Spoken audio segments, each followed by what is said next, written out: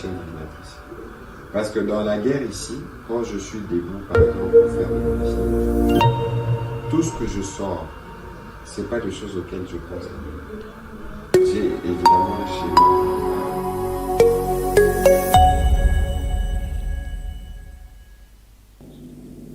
En conséquence, le Sénat autorise les poursuites de l'indemnité de M. Joseph Kabila Kabange, sénateur à vie. Je ne veux pas discuter avec des pantins. Les pantins ne vont jamais parler de leurs problèmes. Les pantins, quand ils sont en face de vous, ils vont répéter le message de leur maître. Alors tant qu'à faire, je préfère parler avec leur maître. Et quand vous avez vu, les pantins, ils vont vous donner le message de leur maître. Quant à moi, je préfère parler avec le maître directement. Les amis, bienvenue à ces mag d'actu éclairé. Nous sommes dans un mode économique. Nous sommes allés acheminer comme ceci, comme cela. Mais nous répondons déjà. N'en faites pas. Nous répondons déjà. Aujourd'hui, nous sommes très occupés. On n'a pas la chance de produire, mais l'information ne va pas nous attendre. Je me suis dit, mais Blaise, il faut au bima, au bêta. Makamoyo, parce que Tabumbeki, Alingi, Abulungi Samutu, Akosa, Congolais. Pas les Congolais, mais plutôt, il est en train un peu de biaiser les narratifs dans les mondes anglophones, les mondes anglo-saxons. C'est comme nous sommes dit, Congolais, vous devez savoir qu'est-ce qui se passe exactement dans votre pays. Il y a un bloc qui se constitue, un bloc anti-Congo. Des gens qui n'aiment pas la RDC qui sont là au devant. C'est pourquoi on a commis Bongo, na miniature, na biso, il y a les lots. Aujourd'hui, pour vous expliquer qu'est-ce qui se passe exactement, pourquoi est-ce que Bloc One s'est constitué. Les amis, regardez là, la miniature, je l'ai un peu faite comme cela. Vous avez Kabila, bon, je me bouge un peu là pour vous expliquer ce que je veux dire dans la miniature, exactement. Dans la miniature, qu'est-ce que j'ai voulu exprimer en disant dans cette miniature-là, voilà, je me pose là-bas. En disant, en conservant cette miniature-là, je me suis dit, mais là, nous avons au-devant de nous l'accord du siècle, où Trump et Félix Tshisekedi sont en train de courir, les peuples congolais derrière eux, ils sont en train de pourchasser, n'est-ce pas, Kabila et Kagame. Maintenant, ceux-ci, ce dernier, au lieu pour se protéger, ils fuient dans un cadre qui leur est confortable, c'est-à-dire dans les conglomérats d'anciens chefs d'État africains qui ont des intérêts directement en RDC. Alors, ces gens-là cherchent à saboter l'accord USA-RDC pour préserver leurs intérêts miniers. Alors, la guerre est plus vers les minéraux, l'intérêt minier des uns des autres. C'est pourquoi ça va dans tout le sens. Alors, ce que je vais faire, je vais aller méthodiquement, avant de commencer à aller à nombreuses, je vais vous expliquer l'une après l'autre, celle qui a été traduite par les IA et celle qui n'est pas traduite, directement en anglais, à une autre occasion, comment est-ce que les réseaux Mbeki, en tout cas, s'est déployé, bien sûr, avec la dame Sophie Mukwena, la recrue de Mbeki, dans les réseaux, n'est-ce pas, de chercher à garder ce narratif-là, à garder Kabila dans l'opinion par les gros médias dans lesquels on est sponsorisés. Alors, Thabo Mbeki, après avoir quitté la présence au niveau de l'Afrique du Sud, il a voulu créer un institut pour lui, un institut de recherche qu'on appelle Mbeki Institute. Je vous donne un peu de background de Mbeki avant de vous expliquer les problèmes, parce que des fois, quand on parle comme ça, on parle là, beaucoup de gens comprennent qui sont les tenants et les aboutissants. Mbeki a eu une fin de la présidence honteuse. Il est sorti de la présidence par la petite porte. L'Afrique du Sud avec tant d'espoir à la fin de ce qu'on appelle l'apartheid. L'apartheid, c'est le développement séparé. Dans le passé, c'était un pays de l'Afrique paisible comme tout un pays. Des aventuriers venant de la Hollande, qu'on appelle les bourgs, n'est-ce pas, ont accosté au cap de Mon Espérance. De là, ils ont appelé leurs compatriotes, ils sont devenus très nombreux. Mais les Anglais, comme l'Angleterre avait une machine de guerre très puissante, l'Anglais avait en quelque sorte avait le monopole, avait colonisé les bourgs à son tour. Il y avait une guerre qu'on appelle Anglo-Boer War. C'est la guerre entre les bourgs et les Anglais. À la fin de cette guerre-là, ils sont entendus pour gérer ensemble, n'est-ce pas, toutes les richesses de l'Afrique du Sud, dont les peuples sud-africains qui étaient considérés comme des biens. Alors ils ont institué ce qu'on appelle l'apartheid, parce qu'il fallait faire la différence entre la couleur de la peau. Vous êtes blanc, Hein, vous avez les privilèges. Vous êtes noir, vous n'avez pas les privilèges. Dans les bus, par exemple, les noirs étaient debout, n'avaient pas le droit de s'asseoir. Aujourd'hui, quand moi j'étais étudiant en Durban, dans le KwaZulu-Natal, on a gardé un peu dans le musée, parce que j'ai visité un peu la place qu'on appelle la Vasco de Gama. Parce que c'est Vasco de Gama qui a découvert le cap de mon Bonne Espérance, côté là-bas, qui a découvert, mais il a été là. Sur les chaises là, il est spécifiquement écrit White Only. Seulement les blancs peuvent se mettre sur les chaises, les noirs devaient être debout pour prendre les bus, tout ça. Ça, c'est le système communautaire ancien, comme vous le savez. De tout ça, ils ont hérité. Mbeki a aussi participé dans cette gouvernance-là. Maintenant, Mbeki, comment est-ce qu'il est devenu président sud-africain, les amis? Mbeki est fils de son père. Mbeki est pareil à Félix Tshisekedi. Il est pareil à Faure Gnassingbé. Il est pareil au président gabonais qui vient d'exercer le pouvoir ici. Bon, Tshisekedi, on peut dire, parce que lui là, son père fut opposant. Son père n'a pas été président. Non, Tshisekedi, c'est un cas un peu particulier, même si on dit fils de son père. Les pères Tshisekedi n'ont pas été président. Je dis que c'est si. Bon, Mbeki, comparativement, parce que il a été grand ami de Mandela, le père de Mbeki, Govan Mbeki. Mbeki, à l'époque, il était réfugié sud-africain au niveau du Ghana. Il a son éducation au Ghana. Je vous donne un peu des backgrounds, les amis, les fonds, pour comprendre un peu ce qui s'est passé. Donc, une fin de règne chaotique pour Mbeki, minée par les scandales, la rivalité et la division au sein de l'ANC. L'ANC qui a battu un combat sérieux, ça lièvre tous les autres groupes, les partis conservateurs de Tokyo Sekwale, il y avait les Kosatu, les grands groupes syndicaux, tous étaient ensemble. Dirigeons ce pays ici après la libération. Mandela supplie que les Blancs ne partent pas. Soyons un pays arc-en-ciel où tout le monde a sa part. Mandela, avec le poids de l'âge, il était fatigué. Il a quitté la présidence après le premier mandat. Il a légué ainsi la présidence à Mbeki qui est Xhosa comme lui. Parce qu'en Afrique du Sud, il y a plusieurs attributs. Il y a Xhosa, les Zoulous, il y a les Soutou, il y a les Venda. Les Zoulous, c'est le plus grand groupe, parce qu'ils sont connus à cause de l'histoire de Shaka Zulu, de le KwaZulu-Natal. Mais une partie du peuple Zoulou habite au Zimbabwe, ce qu'on appelle Kwa Bulawayo, dans la ville de Bulawayo. C'est même pas une ville côtière, c'est très loin. Ça montre la diversité et la similitude des peuples africains. Les Sud-Africains, à part cela, ils sont encerclés par les pays voisins. C'est le seul pays au sud de l'Afrique. Il y a le Mozambique au nord, une partie de Swaziland n'est pas enclavé, les autres, les Zimbabwéens. Tous ces gens-là étudient et travaillent en Afrique du Sud. Pour les Sud-Africains, il n'est pas acceptable qu'un Zimbabwéen, qu'un Mozambicain devienne président en Afrique du Sud. Ils ne participent même pas à leur politique.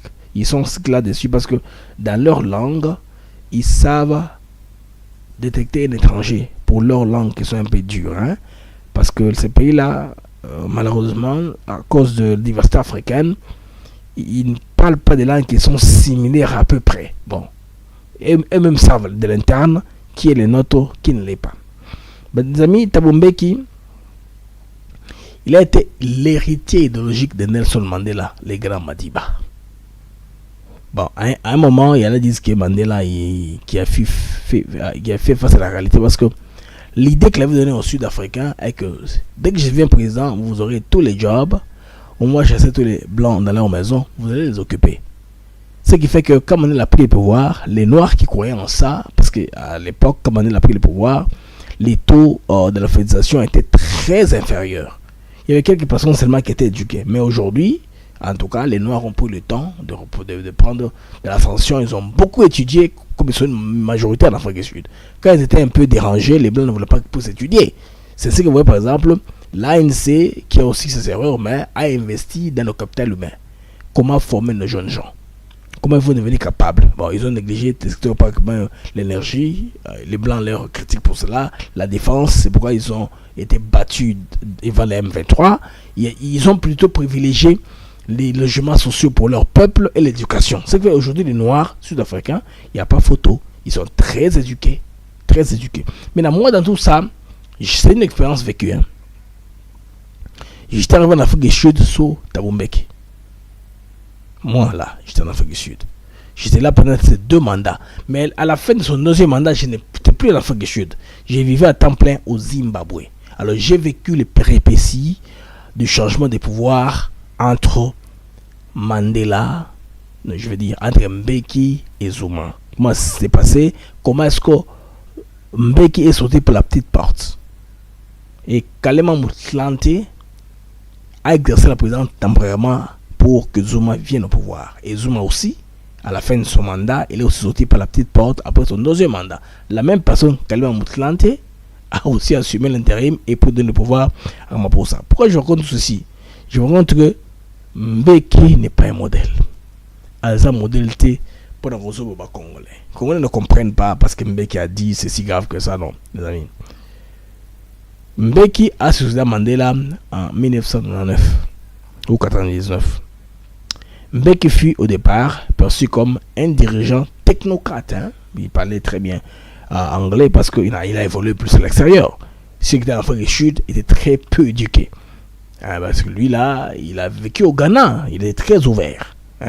On pensait à un gars qui est rigoureux, pro-Afrique, africain, parce qu'ici, il se réclame d'être un mombiste. Je vais aller voir la vidéo, vous dire que les choses qu'il dit là sont purement sur le plan de l'idolâtrie, ça n'a pas de substance idéologique en tout cas concret. C'est creux. C'est que moi, pour un prisme d'un Congolais qui a connu les combats de Lumumba, et ce que Lumumba est devenu, comment est-ce qu'elle était peint par les Africains comme un anti-occidental. Non, Lumumba était occidentaux ensemble. C'est quand les choses sont compliquées que Lumumba a cherché l'alternative en allant vers les Russes. Lumumba n'était pas communiste, comme on le dit. Je vois des vidéos là qui faussent la réalité. Les vieux vidéos des Belges, je disais que Lumumba on l'a tué parce qu'il est un communiste. Des images de Mobutu en or blanc, non. Le communisme en soi, c'était un concept qui n'est pas bien conçu et absorbé par les Congolais. Je vais rentrer en Mbeki. Mbeki était porteur d'une vision, en tout cas continentale, ambitieuse. Il parlait du NEPAD, c'est la Renaissance africaine. Il en parle à tout moment dans tous les forums où il avait l'opposition de parler. Cependant, son style autoritaire, un peu distant, combiné des positions controversées. Il se voyait l'homme qui a beaucoup étudié, mais il a commis beaucoup de gaffes en tant que président, des gaffes scientifiques qui ne commet pas en RDC.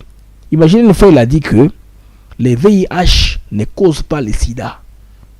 Il a dit ça comme ça à la télévision. Moi, je crois. Parce que lui croit. C'est lui, sa petite tête là et sa barbe blanche qu'il a aujourd'hui. Croit que moi, les VIH ne causent pas le sida. Imaginez un peu. Le monde scientifique avait la formule, celle-là. Les VIH proviennent du sida. C'était une décision qui a fait que les gens m'ont finalement cru. Mais là où il a été, là, est-ce qu'il a étudié ou n'a pas étudié quand il était réfugié au niveau de Ghana? Alors, progressivement, mes amis, il a fracturé l'ANC, qui était si solide, n'est-ce pas, après que Mandela soit libéré de la prison, qui est tout ça, on va dire, le pays va se rassembler de plus, on va vivre ce qu'ils ont appelé une nation arc-en-ciel.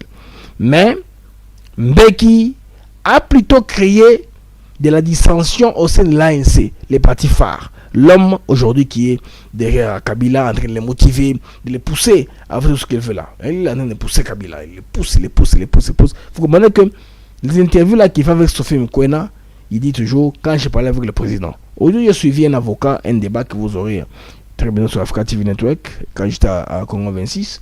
L'avocat a dit que non, Kabila a utilisé les attributs du pays, comme son excellence, président de la République, les drapeaux de la République, tout ça, mais c'est un individu simple qui fait ça. Et tout ça, il ne considère pas encore ça de manière générale. Alors, la guerre froide avec Jacob Zuma, c'est le premier président Zoulou de l'Afrique du Sud. C'est le seul qui était là, les Zoulous, ils ont un peu le sens du respect. Ils préfèrent respecter pour les élites, les dons de naissance. Zuma pendant la guerre, c'était un guerrier, il a combattu avec la Kalachnikov.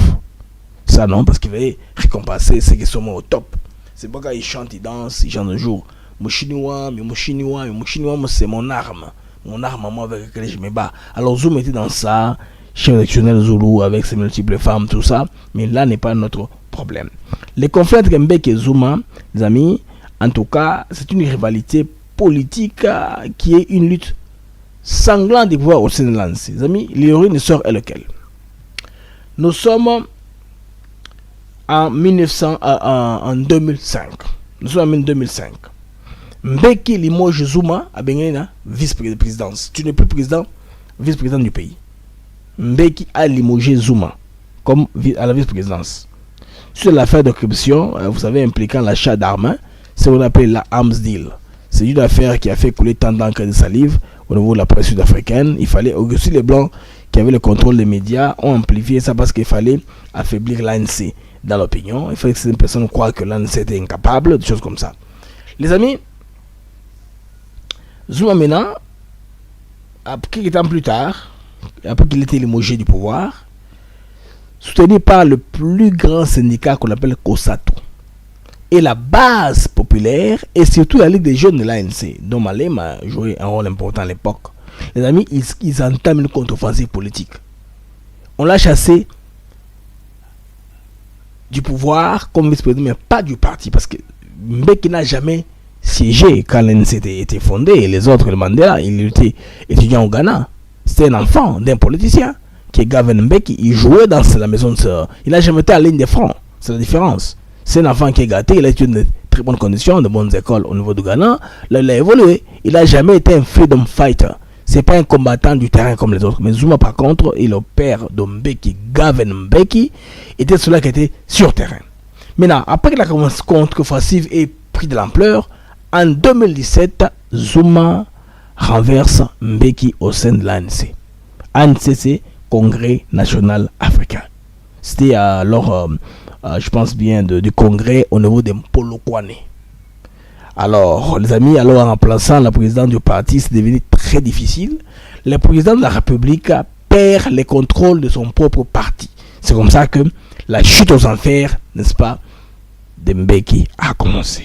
Alors lui qui maîtrise très bien les choses, il raconte comment il y aura un sécurité au Congo si jamais à l'M23 ne sont pas associés, si tu sais que faisait cela. Et puis aujourd'hui, il même la différence, il ne sait pas qu'est-ce qui se passe au niveau du Congo, il confond les choses. Donc il a été en quelque sorte, comme on dit, brainwash, hein? Son cerveau a été lavé. Beaucoup de Congolais pensent comme cela. J'ai vu une vidéo des Congolais qui ont posté en ligne, que j'ai récupéré pour un peu vous illustrer ce que les Congolais, à quoi les Congolais font allusion.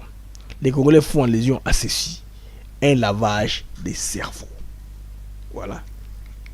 Ça, c'est un lavage des cerveaux. On lui lave le cerveau, on lui met les mots dans la bouche. Il raconte du n'importe quoi. Il délire. Il dit des choses sans tête ni queue. Donc, il explique les conflits congolais très mal. Moi, demain, d'ailleurs, je vais faire une émission de 15 minutes en anglais parce que les anglophones ne sont pas habitués de longues émissions. Au moins que vous avez au moins un invité, parce que je vais contredire ce que Zuma a dit, ce que je vais dire plutôt Mbeki a dit, sous base des réalités congolaises. Je vais lui parler des soucis, montrer un peu la classe politique congolaise qu'on a aujourd'hui dans les différents postes au niveau de la RDC. C'est parce que tout ce qu'on a qui avait, parce que c'est l'ancien président. Vous voyez un peu les amis. Voilà. Vous allez voir, ça c'est la classe politique congolaise. Les postes les plus jeunes, les plus clairs. Il dit que les Kassaïens sont contre de Tshisekedi. Vous voyez que ça c'est faux tout ce qu'il dit là. Sominoa, Bahati, Kamere, Samalokonde, Mbosso. Et toutes ces personnes-là ne sont pas les personnes des moindres. Les Kassaïens ne sont pas leurs personnes qui sont devant eux en second lieu. Ce sont des gens qui ont le plein pouvoir d'exercer les postes qu'ils ont dans leurs responsabilités. Alors, les amis, là c'était après que en Polokwane on a renversé en 2007. Mais là, c'était une chute humiliante en 2008. En septembre 2008, la haute cour sud-africaine, en tout cas, insinue que Mbeki aurait interféré politiquement dans les poursuites contre Jacob Zuma. Alors, cela sert de prétexte, n'est-ce pas, pour que l'aile pro-Zuma dans l'ANC puisse pousser pour un forcing pour la démission de Mbeki. Mbeki a terminé son mandat, donc on lui a pris 9 mois avant la fin du mandat qu'il a démissionné. Il a été brutalement comme ça comme président. Il a sauté. Moi, je me rappelle cette époque-là. C'est l'époque où il y avait le dialogue inter-zimbabwéen. Joseph Kabila était venu à Harare. Bon, c'est le président. On était l'accueillir à l'aéroport avec à l'époque de l'ambassadeur Mampang Monananga. Et Mbeki était tout le temps à Harare. On avait donné la chance pour ne pas l'humilier. On l'a gardé seulement comme l'homme d'immigration parce qu'à l'époque, c'était João Ping. Le Gabonais qui était président de la Commission de l'Union africaine, qui a mener les négociations pour que Mbeke on puisse terminer dans la douceur. Moi, Blaise Mugenge, j'étais dans la salle à HCC, hein, c'est Harare International Conference Center, c'est l'hôtel Sheraton. J'étais dans la salle. Nous avons Congolais, pas moi seul. Hein. Les journalistes, nous sommes très courageux. Nous sommes allés suivre Kabila, qui était le président du Congo à cette époque-là. Alors, les amis, Mbeke était venu à cette époque-là. Et bizarrement, quelle humiliation avec le nouveau président sud-africain qui est Kgalema Motlanthe. C'est l'homme qui est en tout cas sorti par la petite porte. Donc il y a une rupture entre l'élite technocrate et la base militante. L'entrée de l'ANC dans une ère de fractures internes. C'est celui-là. Aujourd'hui, les amis, il ressort des ambitions qu'il a. Maintenant, on dit ceci sur le plan africain. Il a nourri l'ambition continentale de se reconvertir à un diplomate, à une diplomatie d'influence. Il rêve un peu ce que Mo Ibrahim fait, parce que Mo Ibrahim, quand les Suédois ont pris les prix Mo Ibrahim, moi je me rappelle l'époque, les premières personnes à recevoir les prix en Afrique, c'était presque les Botswanais. Hein. Les présidents, je pense, c'est Fès Morae, les gens qui ont quitté. Parce que, bon, je veux dire, c'était quoi les prix Mo Ibrahim a pris, à part l'influence politique dans le monde globaliste, Mo Ibrahim au niveau de l'Afrique avait mis un prix. Chaque président africain qui quitte les pouvoirs dans la dignité, en ne cherchant pas à briguer un troisième mandat, il s'est récompensé de 100 000 $ américains. 100 000, c'est juste symbolique, hein? Parce qu'un président qui est au pouvoir, il peut avoir des millions. Mais Mo Ibrahim lui avait prévu de donner 100 000 $ américains avec un prix de prestige. Là, on dira que même l'insu Mo Ibrahim a reconnu que cet homme ici, il respecte tous les index de la démocratie, il a quitté avec dignité le pouvoir. C'est ce que signe Bandegolo Kouana. Et c'est sur Ibrahim Zaki institué à cette époque-là pour que commencer ces bateaux qui ont quitté les pouvoirs dans la paix. Alors après sa démission, Mbeki s'est recyclé dans les médiations africaines, souvent au service des régimes contestés ou pour des enjeux miniers et économiques opaques. C'est le seul moyen, il fallait qu'il puisse bien vendre son image, qu'il paie la presse pour le garder dans l'opinion publique. Comme ça, il va dire qu'il est le faiseur de paix, il vous appelle, il vous conseille, il parle pour un ancien président qui a de l'expérience, il utilise son CV pour, n'est-ce pas, influencer la scène. Alors, en RDC, il a influencé le processus de Sansidi, vous vous rappelez, en 2002, favorisant l'intégration des Kabila et laissant des failles structurelles dans l'accord à cause de Mbeba et Belé. Pour un jour à l'avenir, va s'en servir. Le Loso Razong, il vient ramasser ce qu'ils avaient commencé avant. Les amis, je vous dis bien. Mbeki est proche du réseau Pro-Kagame et hostile à l'alignement stratégique de Kinshasa vers Washington. Allons maintenant, les amis, à ces accusations pour qu'on puisse les détruire l'une après l'autre. Je vais prendre la vidéo qui est en français. Et puis je prendrai plus tard la vidéo qui est la version anglaise. And himself with the people of Kasai. Which means... Là c'est la version française. Bon, parce que j'ai observé la version française, elle est très bien traduite. Je vais vous la proposer. Écoutons. Lise me disait alors, Président, ce que vous devez absolument savoir, c'est que le M23 est en fait devenu l'organisation la plus populaire à travers tout le Congo. Parce que, comme je le disais à l'instant, le président s'entoure des gens du Kasaï, ce qui fait que le reste de la population congolaise est contre lui, car elle se sent exclue. Et le M23 est apparu comme la seule force capable de renverser Tshisekedi. C'est pourquoi ils sont accueillis à bras ouverts partout au Congo. Maintenant, je dis et nous disons que le problème fondamental au Congo, c'est que vous n'avez pas eu de direction avec le niveau de compréhension que la direction de la libération sous Patrice Lumumba avait à propos de « Qu'est-ce que le Congo ? Comment est-il constitué ? Comment surmonter l'héritage colonial ? Que faites-vous alors ? Et l'une des choses que vous ne pouvez pas faire, c'est perpétuer les divisions tribales et raciales que le système colonial a imposées. Si vous continuez ainsi, vous ne trouverez jamais un Congo pacifique, mais c'est ce qui se passe.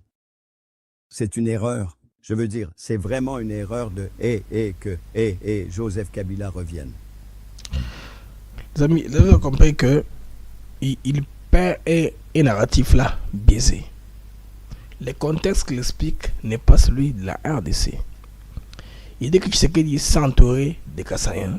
J'aime bien la version anglaise, mais pour couper court, on peut regarder la version française traduite par les IA.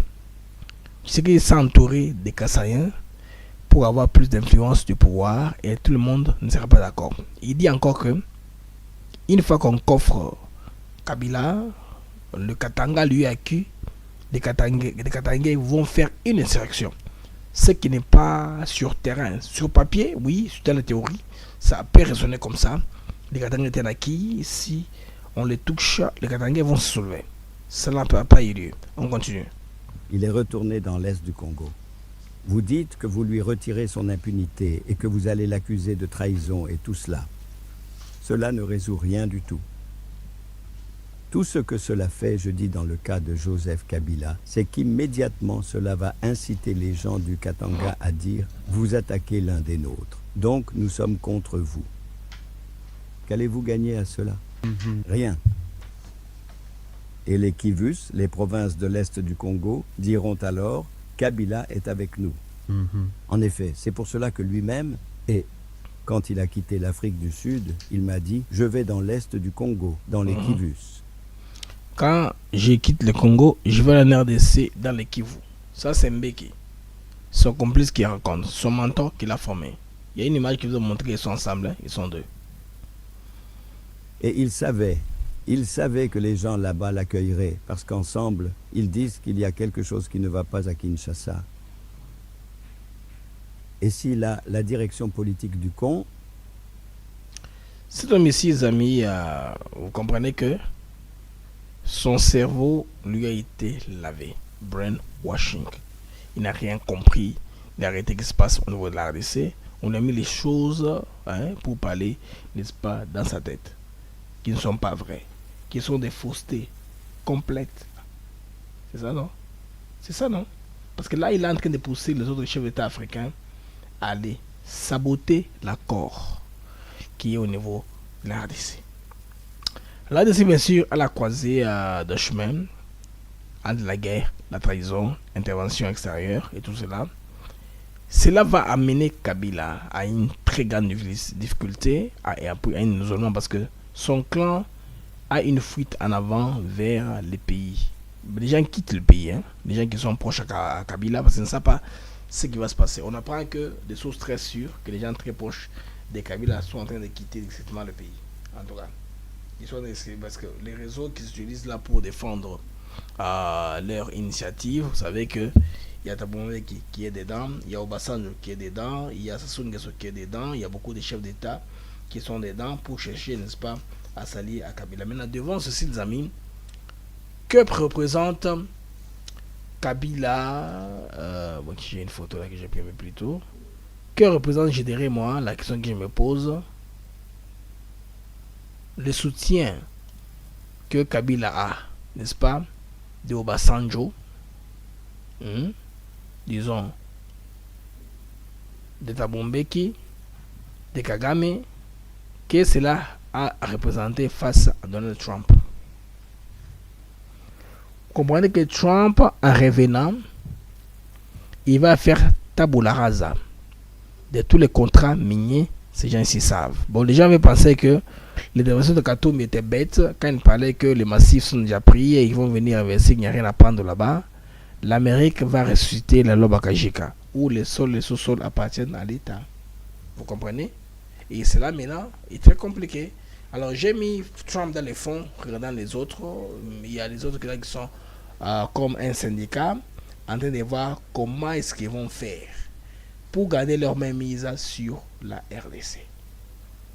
À tous ces anciens chefs d'État là, en tout cas, l'accord, ils ont ciblé l'accord RDC à États-Unis.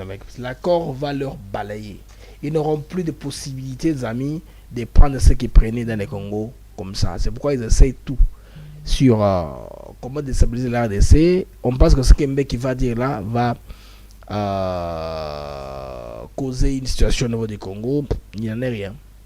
ça ne va rien déclencher. Ce n'est pas même un élément déclencheur parce que les paroles que Mbeki a données, on appelle ça en anglais shocking waves. En temps normal, ça devait révolter le peuple congolais, malheureusement. Il a vu un lobbying populaire des mondes qui est différent. Si ça, il fait ça pour les Washington, Washington connaît la réponse. Trump, il y a très peu, il vous a montré. Il a fait exprès, ou je ne sais pas moi, c'était biaisé parce que Ramaphosa était avec lui au niveau de Washington, dans la Maison Blanche, dans son nouveau style là de prise de parole, dans le bureau ovale. Il a brandi une photo de la Croix-Rouge internationale qui enterre les corps à Goma, en RDC. Il faisait allusion un peu au génocide de Bourg, les Blancs qui sont meurtris au nord de l'Afrique du Sud. Et directement, Ramaphosa a dit non, ça c'est en RDC. Et puis ils sont restés, ils ont débattu. Les prismes américains est comme ceci. Alors, les Américains, pour eux, les problèmes qui se passent en RDC est simple. Les pays voisins ont la convoitise des minerais, point barre. Eric Prince a éloquemment expliqué ça. Les groupes armés sont des proxys, point barre, ne sont pas des forces réelles. Alors ici, les Rwandais, c'est le Rwanda qui est en RDC. Le Rwanda est en armes en RDC. On est en train de chercher comment justifier sa présence là. On est en train de chercher à appeler les différents acteurs de l'extérieur pour congoliser les conflits. Le rendre spécifiquement un conflit congolo-congolais. Si l'affaire entre les Congolais veut s'entendre, il faut plus aller réclamer le dialogue. C'est pourquoi plus de dialogue, plus d'initiatives, on s'engage à droite, à gauche, ça ne va pas. Les messes noires, c'est fait en gauche à droite, ça ne va pas. Et tout ça, on est en train de chercher toute possibilité, n'est-ce pas, de compliquer la vie des Congolais. Alors Mbeki a dit que Tshisekedi s'est entouré des Kassaïens. Madame Gilles Sumino n'est pas du Kasaï. Bati Lukwebo n'est pas du Kasaï. Shabani Loko n'est pas du Kasaï. Boussania Moussi n'est pas du Kasaï. Mouino Zangi n'est pas du Kasaï. Fidel Kamere n'est pas du Kasaï. Je vais même bas, il y a Guilo Nomboyo, Eberan de Colongel, il y a Bamamisa, Jean Mamisa, il y a Moleno Sakombi, il y a Samalokonde, Citoyen Mbosso, il y a Liaou, il y a tout le monde, tout le reste, Gisaro, Aimé Bougie, et tous ces mondes-là, les amis, il n'y a aucun Kassaïen qui sont clés. On va aller même dans les structures, il y a Miguel Caché et compagnies qui ne sont pas des Kassaïens. Alors, il a eu la mauvaise information, on lui a lavé le cerveau, on lui a mis les mots dans sa bouche. Ce qu'il dit là, il pense qu'il peut biaiser un peu, les Américains vont entrer, être busy en cherchant les faux fiens et compagnie. Non, ils savent ce qu'ils veulent. Massad Boulos, j'apprends d'ailleurs que il y a eu un coup qui devait se faire sur Kinshasa, préparé à partir de Brazza. C'est l'internet, hein? Moi j'en parle. Je vous rapporte, j'ai entendu. Alors, Boulos avait appelé les vieux jaloux à côté ici. On apprend que vous voulez faire ça. Si vous n'osez jamais, votre pouvoir sera, n'est-ce pas, renversé. Macron attendait voir la victoire de ça se fait, qu'il va me donner en impatience. C'est pourquoi vous marquez ces derniers temps que ce qu'il dit, c'est comme un kiss. Il s'est incrusté. Il ne bouge plus. Il ne parle plus, il est calme. Quand quelqu'un vous envoie à une école pour étudier quelque chose, bon, je donne un exemple simple. Quelqu'un vous envoie à l'école de coiffure, Barber Shop School. Allez apprendre à coiffer, et je vais vous ouvrir un salon. N'est-ce pas? Vous allez, vous apprenez à coiffer, vous êtes prêt maintenant. Vous dites, mais j'ai fini, soyez calme. Et puis, étant, il vous ouvre le salon, vous commencez à coiffer pour vous donner de l'argent. C'est les formules que l'Américain a utilisées. Tout ce qui se fait là va s'exposer. On pensait qu'on va acheter le temps pour sortir qui s'écrit dans sa zone de confort, lui faire commettre des fautes. Parce qu'ils ont des formules qu'ils ont sur le plan de la géopolitique. Kabila a étudié la géopolitique. Le fait d'Afrique, c'est ce qu'il a étudié. Il y a des principes là qui sont livresques dans les livres. Si on applique ça, voilà comment ça va aboutir. Les Congo, moi je le connais comme Mbeki le dit, P de Lumumba, compagnie, non. Le Lumumba là dont il parle, c'est une vision qu'ils ont, qui est idolâtre. Nous connaissons qui était Lumumba. Mbeki ne connaît rien de ce qu'était Lumumba. quand elle avait grandi en Afrique du Sud, les jeunes noirs n'avaient pas droit à l'éducation. Moi, j'avais des amis, des filles sud-africaines, qui je m'étonnais quand j'ai dû au Technicon natal. Mais Blaise, pourquoi tu parles français? Et votre pays est-il voisin de la France? Je me dis, c'est quoi ça? Pourquoi ils sont comme ça? Il y a un gars qui m'a dit, un Indien, non, Blaise, c'était bon pas d'eux. Ils ont été, en tout cas, meurtris. Ils ont été, les Blancs sont rangés que les Noirs soient les plus dupes que possible, soient les plus bêtes que possible, ils ne comprennent rien sur ce qui se passe de l'autre côté. Et on leur disait que vous êtes des babos, si vous traversez à l'étranger, on va vous manger. Alors ils ont resté avec ça dans leur tête. Bon, les générations sont suivies, hein, ils ont quand même évolué. Mais Lumumba, les amis, hein, nous Congolais nous savons que c'était Lumumba. Lumumba est héros national parce qu'il a refusé le dictat. Lumumba, quand il s'est mis en sécurité, il a voulu fuir. Vers quoi? Vers les Russes. Alors on l'a intercepté. C'est ce qu'on a pris comme colis qu'on a envoyé au Katanga. Vous connaissez le reste de l'histoire. Fondamentalement, je ne connais pas un seul endroit où Lumumba a prôné, Lumumba a prêché le communisme. Lumumba voulait l'indépendance du Congo. L'indépendance, ce n'est pas le communisme. C'était un mouvement à l'époque qui a pris tout le monde, du coup comme ça. On voulait une Afrique libre. Hein? Lumumba sont les panafricanistes originaux. Bon, comme il a été tué brutalement, il fallait réparer son image. En RDC, d'ailleurs, Mobutu a commencé à lisser au niveau des héros et puis ça n'a suivi dans le monde. Alors, comme sa dernière retraite ou sa dernière phase ou des mouvements, c'était vers les communistes, les Russes, c'est-à-dire qu'il y a une tendance dans le monde à penser que le Lumumba, c'est le communisme par excellence. Alors que le Lumumba était congolais. Il voulait la liberté des Congolais. Il ne voulait pas accepter ce qui se faisait ailleurs. Il n'acceptait pas les conditions dans lesquelles les Blancs et les Noirs vivaient. C'était un indépendantiste, un vrai panafricaniste. Ça n'a rien à voir avec le capitalisme ou le communisme. Il a voulu seulement un bloc qui pouvait le sauver contre d'autres. C'est comme ça que moi j'ai lu Lumumba. Mais lui là, c'est un faux Lumumba qu'il a lu. Vous comprenez? Et je vous dis aussi, je vous donne un peu son background. Hein. Quel genre de personne il est, qu'est-ce qu'il est devenu, arrivé tout nouveau, il est arrivé. Vous devez comprendre les amis que Batouane Moko, Bako Sakabiso, Mangamoko, Izanga, Mutu, Namakolo. Qu'on ne doit pas se fier à tout moment. Tabombe Kadi, a dit qui, à qui et pourquoi. Vous comprenez les amis? Il a dit à qui et pourquoi. Pourquoi est-ce qu'il l'a dit? Ce sont des questions qu'on devait se poser. Il est clair ici, les amis, que lui et Kabila, ils sont à mèche. Alors, j'ai une autre vidéo que je voudrais que nous puissions un peu... Je voudrais vous faire écouter un peu. Et puis, on va un peu parler là-dessus. Et puis, je vais aller maintenant au gouvernement congolais qui commence à se couvrir. Parce que les grandes pointures de la nation de Tshisekedi commencent à sortir de leur zone de confort. Patrick Mouyaya. Il y a eu Julien Paloko, il y a eu Chabani Loko, Julien Pierre Liaou, toutes les grosses pointures, n'est-ce pas, des émissions de Tshisekedi commencent à parler. Ça, c'est SABC News qui analyse la retour de Kabila. Kabila return. That he returned to the DRC when he was in South Africa about 2 months ago. Former South African President Thabo Mbeki met with him at the time and says he hasn't spoken with Kabila since the latest developments. However, there's a possibility that Mbeki may very well get a briefing from the former president. No, I've not spoken to him since he left South Africa. I'm sure I will be able to speak to him at some point. But the problem, Sophie, is that the government in Kinshasa, like many... Là, nous avons Thabo Mbeki dans ses bêtises, avec Sophie Mkwena, dans ses bêtises, ses salades.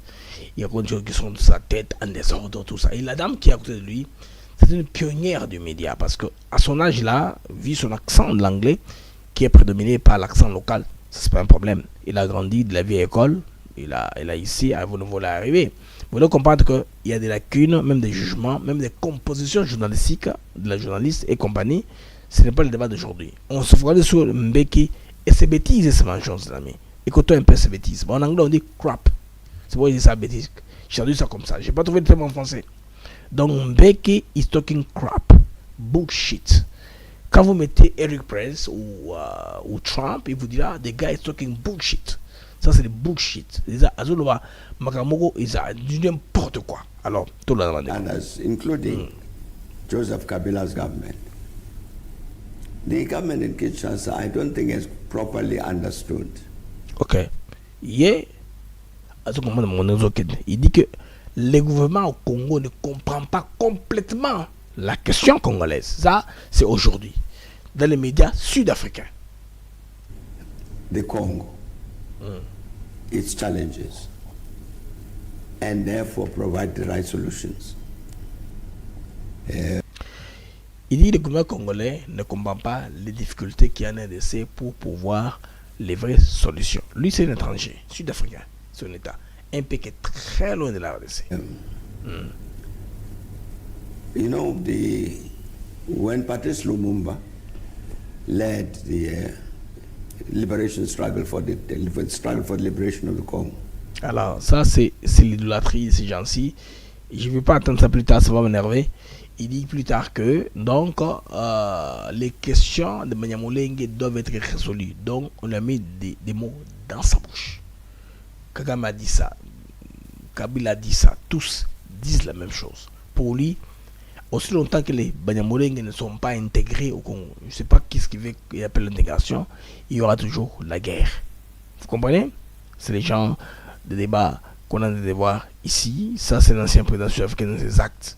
Nous qui connaissons Lumumba, nous sommes les enfants de... Il y a un faux Lumumba, c'est un Kenyan, il s'appelle Plo Lumumba. Il a bénéficié du nom de Lumumba pour s'attirer un peu l'attention de la jeunesse africaine. Alors quand ces réseaux sociaux ont eu des followers, les 300 000, 400 000, ils ont magiquement commencé à changer le narratif. Parce que YouTube, TikTok, Facebook, Kagame et son réseau, ils achètent les gens qui sont les plus connus, les plus sellers. On leur achète, on leur paie quelque chose pour changer les choses. D'ailleurs, au Congo, je vais vous dire un truc. Donc, je vais vous expliquer comment est-ce qu'il y a une campagne achetée par chroniqueur na Congo, par politicien, pour message Tshisekedi comment Azamuta Rukuta. Congolais va tomber la Tshisekedi. C'est une campagne qui a déjà commencé. L'argent est disponible. Si mes câbles me confirment bien, je vais vous passer l'information qui est en train d'acheter, qui est à l'Issima Makamouana, vous comprendre. Alors, le gouvernement congolais est commis pour répondre coup sur coup avec les muscles. Tout le monde Patrick Mouyaya et puis le ministre Julien Paluku. Vous expliquer clairement les contextes dans lesquels nous sommes. Nalikamo Oyo et Kali, très important les amis. Makamo et Tali encore il y a Washington parce qu'au fur et à mesure qu'on évolue, on a plus de lumière maintenant. Congolais, comme il faut gouvernement congolais. Les amis, je vous prie de mettre les j'aime pour arranger les algorithmes de l'émission, s'il vous plaît. Mettez les j'aime pour sécuriser votre émission, pour sécuriser l'audimat. L'émission est la plus visible et plus que possible en ligne. Abonnez-vous aussi si vous n'êtes pas encore abonné. Les 6 principes, c'est les principes à partir desquels l'accord sera décliné. Et donc, il y a évidemment le principe sacro-saint que nous avons plusieurs fois rappelé sur la souveraineté et l'indépendance de la RDC, donc l'intangibilité et le respect strict de nos frontières. Le deuxième principe qui concerne les préoccupations sécuritaires. Ça veut dire que quand on aura signé l'accord, on aura défini les mécanismes à partir desquels on va traiter des questions sécuritaires entre nous et le Rwanda pour éviter d'en arriver au point que nous avons connu. Le troisième principe, c'est les principes liés à l'intégration économique, de comment toutes ces questions de commerce extérieur vont s'intégrer. Le quatrième principe, c'est celui qui porte sur le retour de réfugiés. Et le cinquième principe, je pense, concerne la MONUSCO et les différentes forces et les rôles qu'ils vont jouer. Et le sixième principe prévoyait justement, c'est que les différentes parties prenantes devraient verser comme autres éléments pour faire partie de cet accord. Et aujourd'hui, la partie congolaise a déjà versé ces éléments. La partie rwandaise l'a aussi fait et il y a un travail de synthèse qui se fait au niveau de Washington et donc dans les moments venus, dès lors que les éléments seront consolidés, notre ministre des Affaires étrangères et celui du Rwanda seront invités à se retrouver pour discuter des derniers détails de l'accord qui sera signé par les différents chefs d'État. Et parallèlement à cela, évidemment, il y a des discussions qui portent notamment sur le deal minier avec les Américains, qui portent pas seulement sur la question de l'Est, mais sur le cadre de la collaboration qu'il y aura entre nous, République démocratique du Congo et les États-Unis d'Amérique à travers leurs différentes entreprises pour les opportunités que nous avons. Mais dans la discussion dans l'accord qui concerne l'intégration économique, c'est une question sur laquelle mon collègue va revenir abondamment, mais c'est une partie qui est intéressante Parce que l'économie dont on parle, les développements de produits dont on parle concernent d'abord la République démocratique du Congo. Ici, j'ai eu l'impression que pour certains... Vous avez entendu? Patrick est clair. Ça, c'est les porte-parole du gouvernement. C'est un système qui est horizontal. Les gens vous disent vertical. Non, horizontal, pas vertical. Ils vous disent, des Congo va extraire, le Rwanda raffine, et puis l'Amérique achète. C'est pas ça. Moi, il me l'a expliqué. Il me l'a expliqué de vive voix. Il m'a expliqué ça, vous comprenez? L'homme m'a expliqué ça. Je comprends. On continue. On continue. Qui n'ont pas lu la déclaration de principe ont pensé que nous étions dans une discussion où nous voulons brader nos mini-lés hors de question. C'est d'abord pour nous. Ensuite, on parle d'intégration économique. Ce n'est pas seulement les pays limitrophes, c'est aussi la COMESA, c'est aussi les pays de l'EAC, c'est les pays de la CEAC, tous les pays qui environnent la République démocratique du Congo. Et donc, de ce point de vue, les principes ou les lignes rouges qui nous concernent ont été clairement définis, à la fois sur l'indépendance, l'intégrité territoriale, à la fois sur notre souveraineté, sur les ressources. Et les conditions, si vous voulez, la condition sine qua non qui permettra l'intégration économique, on a beaucoup insisté sur la paix que le président de la République a dit vouloir définitive et durable. Voilà plus ou moins l'état de la question aujourd'hui. L'ami, après, il a lancé la question. Julien Paluku va nous expliciter maintenant en détail. Parce que lui, il est l'instructeur économique, il est ministre, je pense bien, de l'industrie. Il va expliquer ça clairement. Alors, comme je continue à douter qu'il soit là, j'ai 12 questions aussi. Parce que lui, quand j'ai suivi là, il a parlé en 12 points. Bon, d'autres parties, vous suivrez les briefings complets. Je vais mettre ça sur ma chaîne bientôt pour votre batala, ce qui s'est passé aujourd'hui dans les briefings. Mais je vous donne un peu les points clés, les points saillants qui ont eu lieu aujourd'hui. Laissez-moi voir si je peux trouver un exercice de parler aussi en 12 questions. C'est les porte-parole. Première question. Est-ce le fils de son père, le président Laurent Désiré Kabila, assassiné en 2001 par la mafia rwandaise, qui est entrée à Goma, capitale du Nord Kivu, sous contrôle des mêmes Rwandais? Ça, c'est la première question. Faites parvenir ces questions aux journalistes qui sont à Goma. Deuxième question.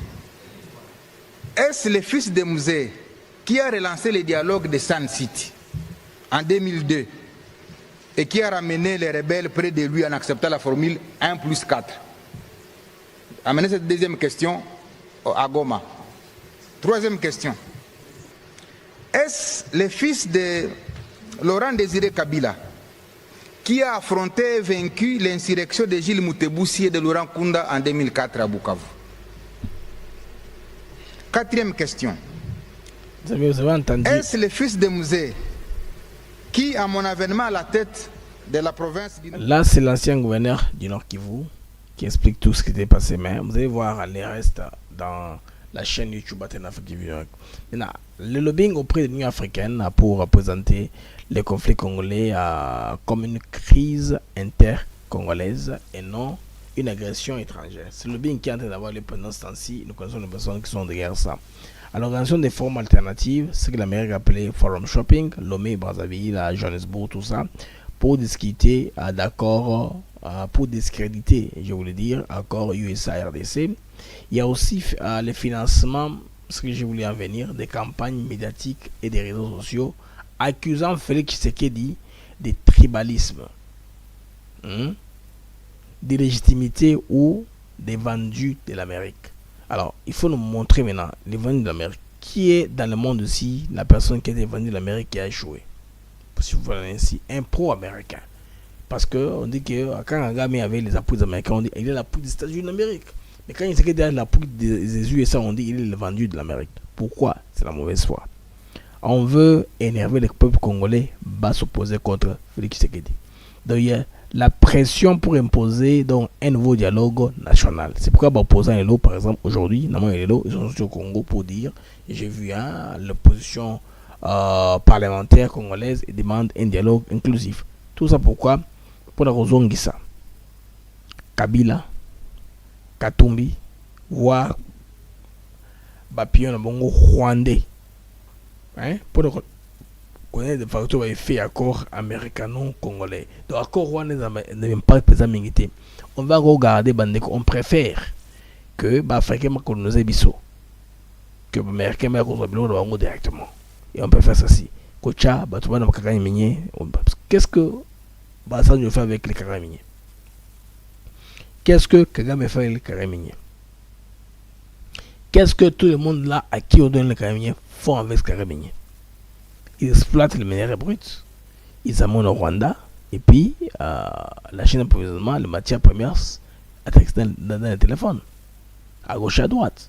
Donc, ils ne font rien de révolutionnaire qui peut révolutionner l'Afrique, comme vous comprenez. Donc, moi je préfère donner directement à l'Amérique au lieu de faire face à ces guerres hybrides qui sont là. Les amis, vous voyez, c'est ça, non? Au lieu de faire la face de la guerre hybride de Zawana, mieux vous donner directement à l'Amérique. Ce qui est important, l'Amérique est là, en tout cas pour accueillir les minerais de la RDC.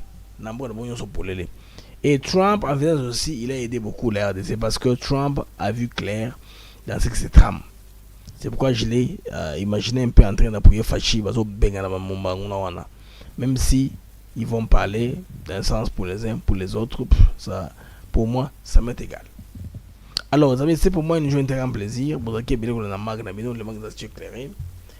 Tourisme la production totale le samedi, mais c'est pas grave. Samedi, dimanche, week-end, de tourisme à la programme mission normale, mais pour le moment, on fait ce qu'on peut pour vous donner l'information, vous la communiquer. Donc, vous les j'ai mis dans mag et quoi la thé. Mag, il faut les mettre au temps. Les amis, on va se voir plus tard pour votre mag, d'autres mag, les mags d'actu éclairés.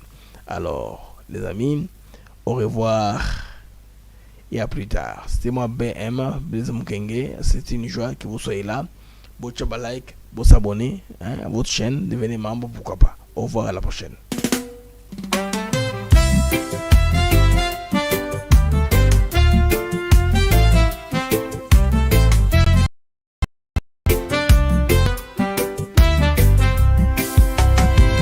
Merci à vous, chers auditeurs, pour votre fidélité, votre ardeur.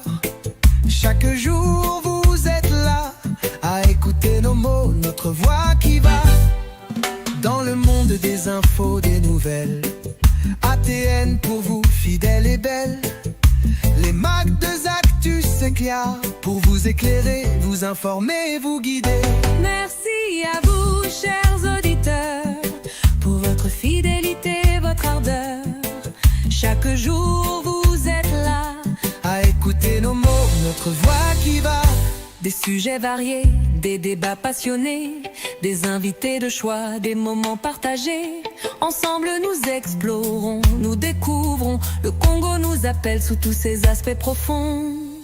Avec vous nous grandissons, ensemble nous réfléchissons. Merci pour votre confiance, votre soutien, votre constance. Merci à vous, chers auditeurs, pour votre fidélité, votre ardeur. Chaque jour vous êtes là. Alors continuez à nous écouter, à partager, à commenter. Les mecs de Zactus s'éclairent. Et là pour vous, chaque jour, chaque semaine. Avec Blaise Mukanjo.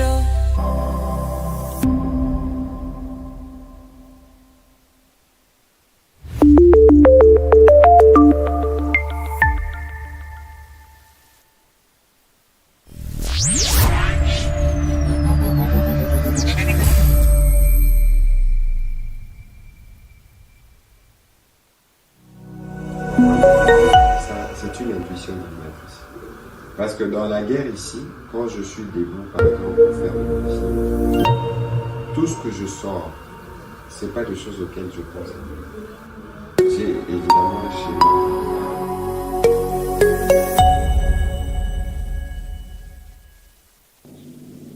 En conséquence, le Sénat autorise les poursuites de l'indemnité de M. Joseph Kabila Kabange, sénateur à vie. Je ne veux pas discuter avec des pantins. Les pantins ne vont jamais parler de leurs problèmes. Les pantins, quand ils sont en face de vous, ils vont répéter le message de leur maître. Alors tant qu'à faire, je préfère parler avec leur maître. Et quand vous avez vu